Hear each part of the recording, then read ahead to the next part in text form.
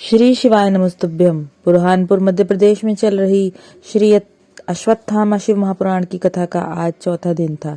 किसी कारणवश अगर आप आज की कथा नहीं सुन पाए तो हम आपके लिए लेकर आए हैं कथा की विशेष जानकारी और उपाय।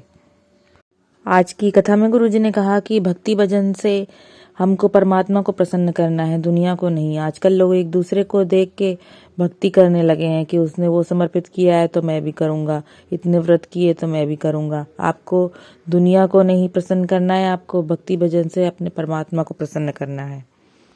आज की कथा में एक पत्र आया था, उसमें उन्होंने बताया कि उनके भतीजे का एक्सीडेंट हो गया था, कोमा में चला गया था। डॉक्टर ने कहा था कि बच जाएगा पर दिमाग और शरीर काम नहीं करेगा। फिर वो उसको घर ले आए।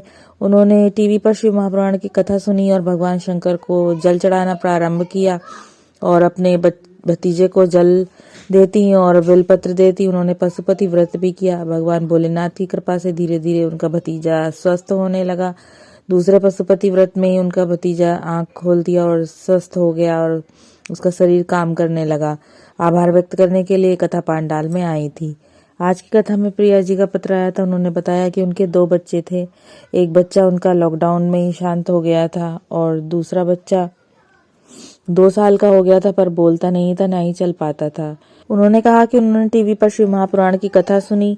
वो शिव मंदिर जाती थी और अपने बच्चे को भी ले जाती थी और भगवान शंकर को एक लोटा जल चढ़ाती और अपने बच्चे को देती थी और श्री शिवाय नमस्तुभ्यम मंत्र का जाप नंदी जी के पास में जाकर करती थी और बच्चे के कान में भी बोल देती थी।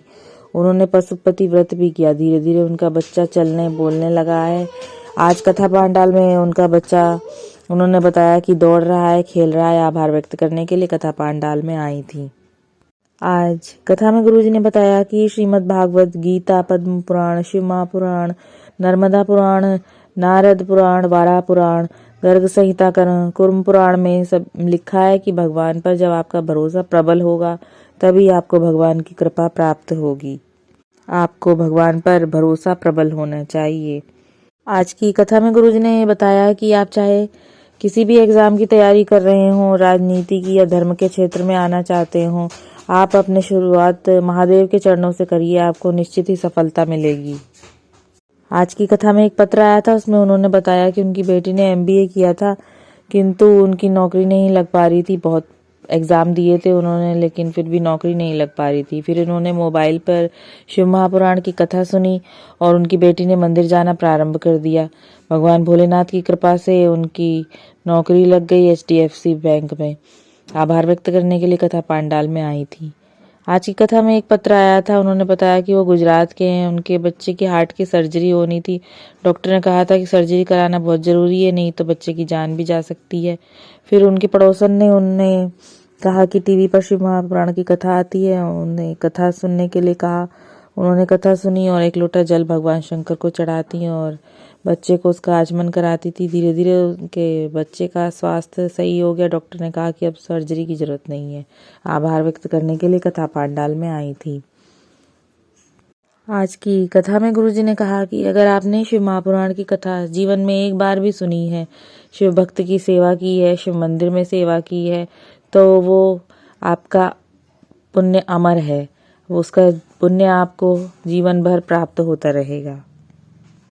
आज की कथा में गुरुजी ने कहा कि कोई जरूरी नहीं है कि साधु संत ब्राह्मण उपासक आपके घर मांगने ही आए। कभी कभी भगवान की कृपा आप पर होती है, वो किसी साधु संत ब्राह्मण उपासक को आपके घर भेजते हैं, उनके चरण पड़ते हैं तो आपके घर के रोग दुख कष्ट दूर हो जाते हैं।